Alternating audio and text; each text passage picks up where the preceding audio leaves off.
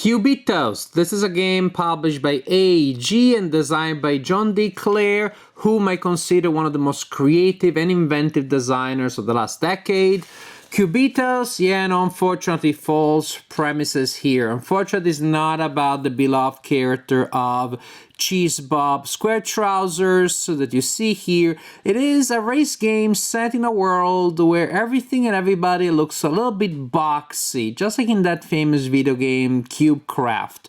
And it is a game where also these cubic or vaguely cubic creatures like to run a lot. That's pretty much what they do. So it's a race game set in this kind of like fantasy environment with really goofy illustrations.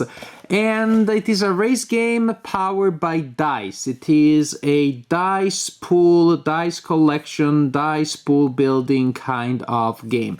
The characters will run on a track such as the one that you see here. This is one of the 4 tracks that come with the game, and they're quite different from one another. And each character, each player has a character, such as this one, that goes there.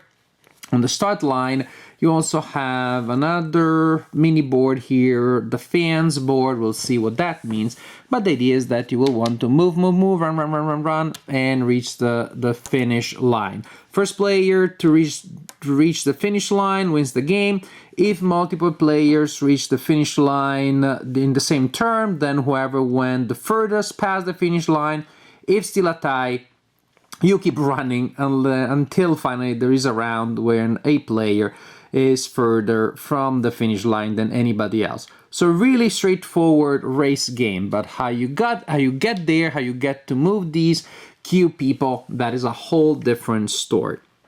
The game, as I said, is fueled by dice. You start with a pool of light gray and dark gray dice. The light gray dice have 5 blank sides, sad, and one side that shows a 1 inside a circle. This gives you money that you can spend to acquire different advantages during the game, but the money that you see inside a circle is temporary, will go away at the end of the turn, as opposed to other symbols where they have a number inside a square that actually is money that stays. It has a token, you keep it by your board, you can save it from turn to turn, and you can spend it in future turns.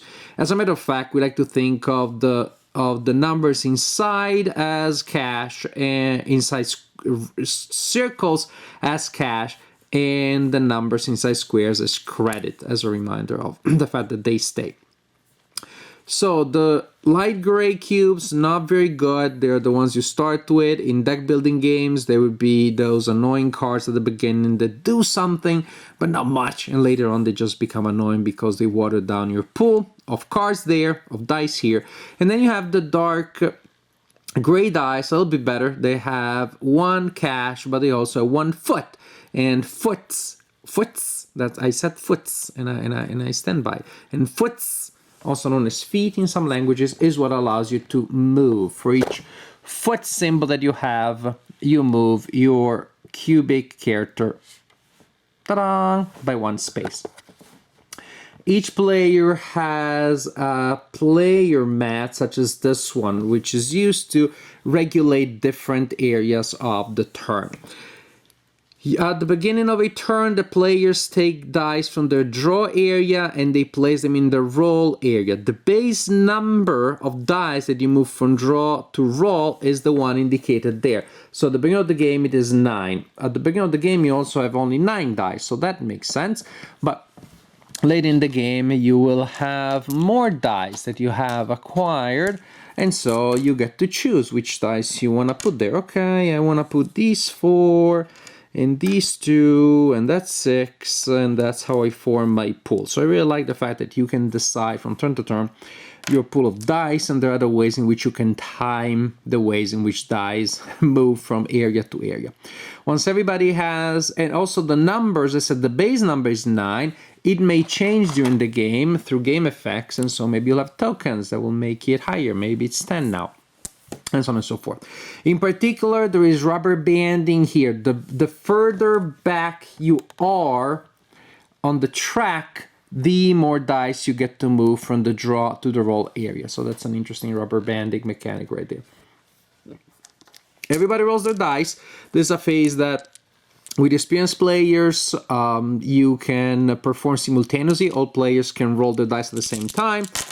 And after you roll, well, the fun starts. Every die that shows anything, any symbol, is a hit. Every other die that shows a blank is a miss. After your first roll, you can choose to stay, in which case your active dice stay there, and all the blanks stay in the roll area, and they will be there for next turn. Or you can choose to roll again. Now, if you do not have at least 3 hits, you can roll again without penalties.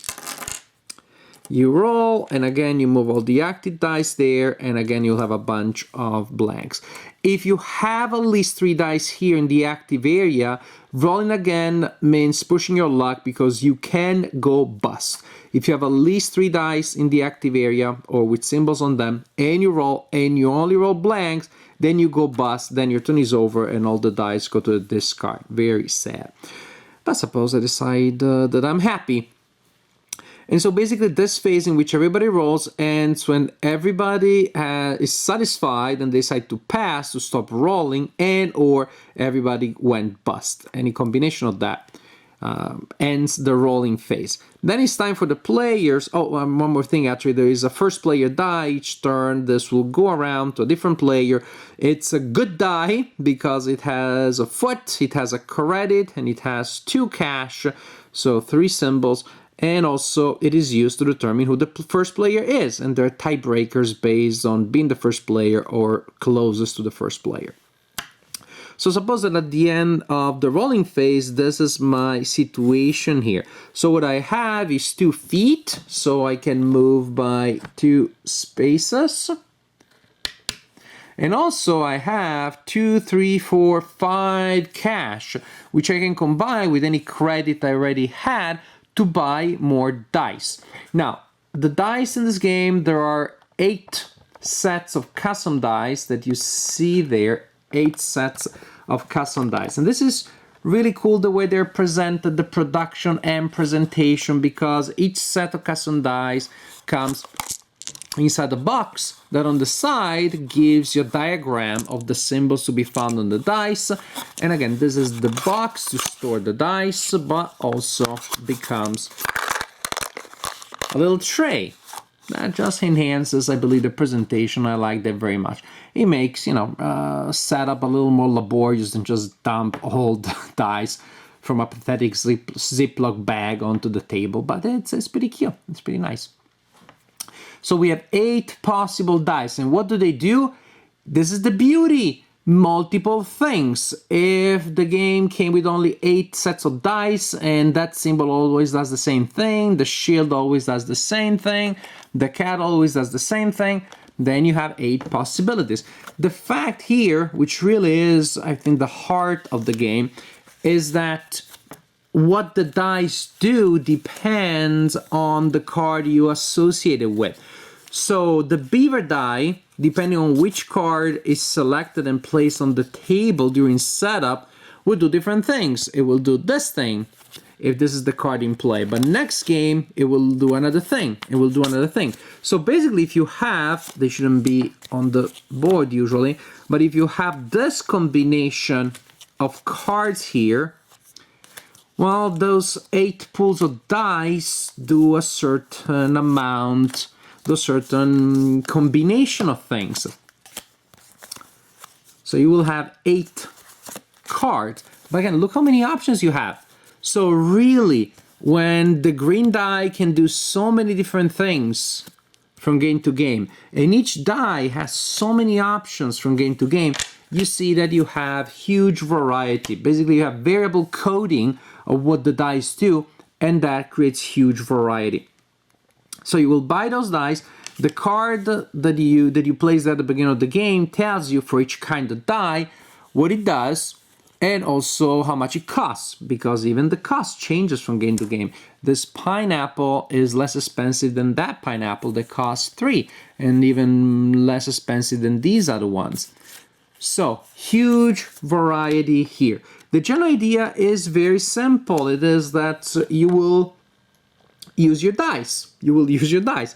Well, here we have feet, but when the dice show symbols, you will use them to trigger different effects. But what the dog's face means in this game is different from what it means in another game, in which, for example, I can gain 2 credits, or what it does here, or what it does here. And this is the llama llama, and other things. So huge variety. So the idea is you select dice from the draw area to place them in the roll area. You roll and you possibly push your luck, and then either you go bust and so then your turn is over there, or you have some active dice and then you spend them, and the dice will be spent to buy more dice and or simply to use feet to move, or to trigger these effects, which can give you movement, can give you protection, can give you different things.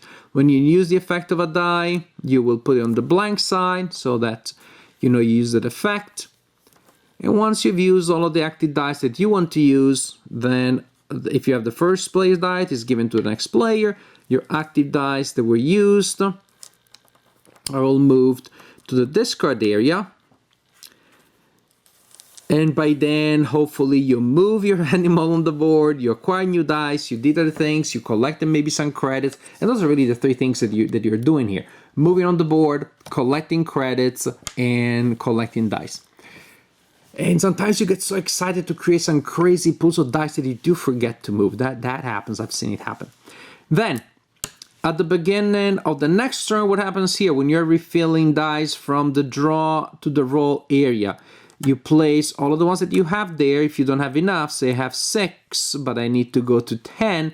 So if you don't have enough from the draw area to refill the roll area, then that's when you take all of your discards, you put them there, and you keep and you fill them up. And so there are there are interesting things that you can do. They're trying to time things. Sometimes you push a roll mainly because you want to have a certain number of active dice.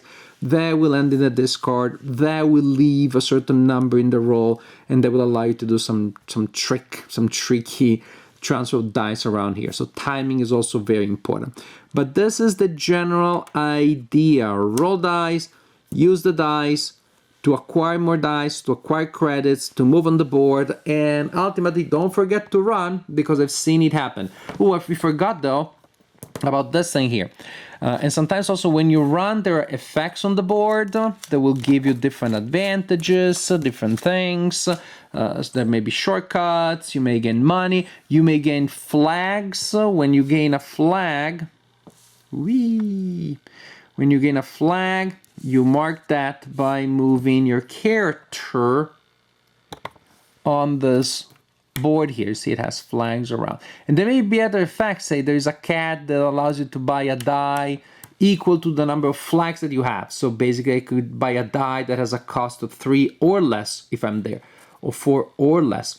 So you advance on this track when you collect flags from special icons on the board. See, that gives you credit, that allows you to remove a die. So you collect flags from spaces on the board.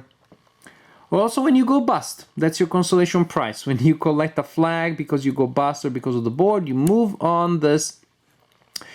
You have a different level of flags which may affect different game effects, and also you collect the advantage indicated there, which, as you can see, may be more dice in your roll area, credits, and things like that.